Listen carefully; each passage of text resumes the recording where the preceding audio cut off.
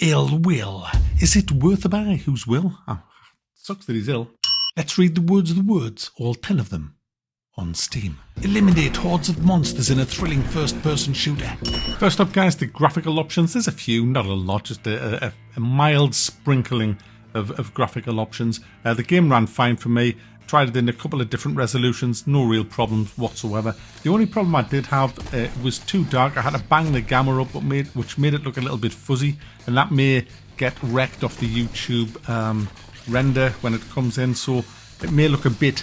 This game when you're watching this video. How does it play? Well, it plays like one of the old Gen X games like Quake, Doom, all of that kind of stuff.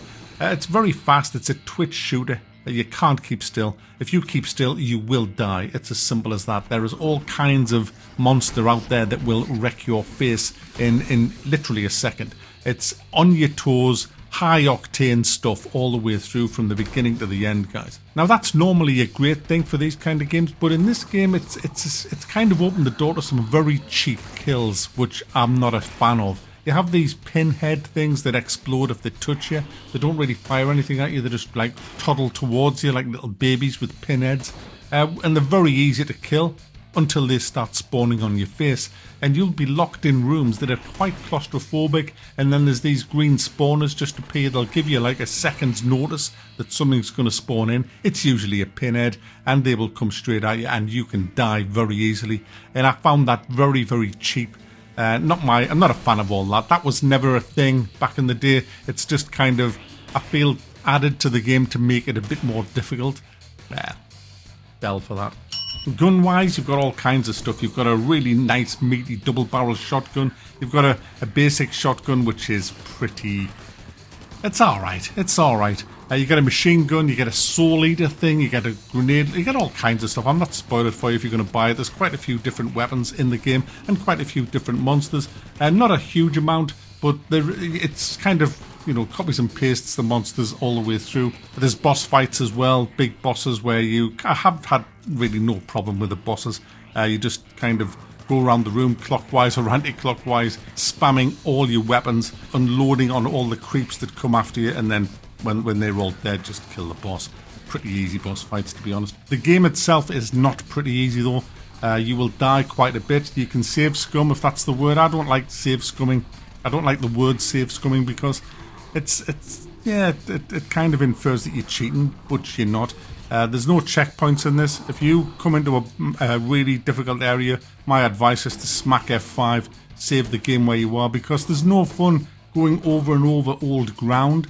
So I just press F5 whenever I think that looks like I'm going to die and then just unleash hell on them. You'll be sticking your lips out a lot in this game when you're firing off a lot of the weapons, and certain monsters require certain weapons. There's like a lasery gun, which is great for taking out the big purple floating blueberries, whatever the hell they are.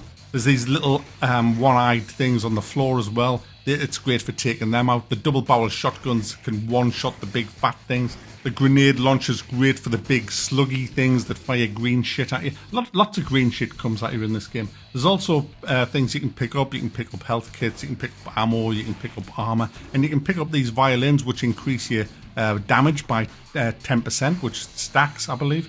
So well worth looking for them. There's secrets all over the place that you can uncover and look for in the game. It's a good little game. I've got no problem with it. I had a really good blast playing it. I just think it's it's 16 quid, guys. It's just a bit overpriced for 3 hours. I think it should have been a $9.99 at this. So it's up to you. I mean, it depends, how starved you are of these games. We don't get a lot of these games that actually look nice. This is one of the better looking ones. We do get a lot of kind of retro shooters now, but they look like shit with all the pixelated crappy graphics. This actually has decent graphics. It has quite a booming soundtrack as well. So it gets me vote. It's a thumb up.